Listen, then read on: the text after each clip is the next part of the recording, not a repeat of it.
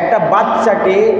আমরা যখন বোঝাই যে এই জিনিসটা করা যাবে না, এই জিনিসটা খারাপ, তোমার জন্য উপযোগী না, ঠিক তেমনিভাবে আল্লাহ পাক রব্বুল আলামিন আমাদেরকেও বলেন, তোমরা স্মরণ করো তোমরা যে গুনাহের কাজ করছো, এই জমিন কিন্তু আমার জন্য আমাকে সাক্ষী দিবে তোমাদের বিরুদ্ধে। এই জমিন যেমনিভাবে আমাদের বিরুদ্ধে কাল হাসরের ময়দানে আল্লাহ পাক রব্বুল আলামিনের কাছে সাক্ষী দিবেন, এই জমিনের মতো আরো 7টি সাক্ষী আছে।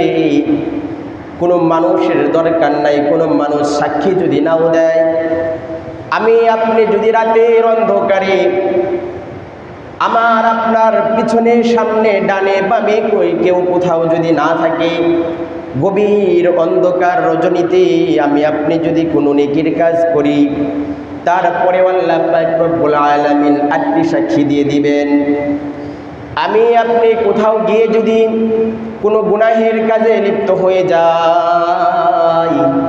কোনো মানুষ যদি নাও থাকে, কোনো জানোয়ার যদি নাও থাকে, কোনো কিছু যদি না থাকে, তারপরেও আল্লাহ পাক রব্বুল আলামিন 8টি সাক্ষী রেখে দিয়েছেন।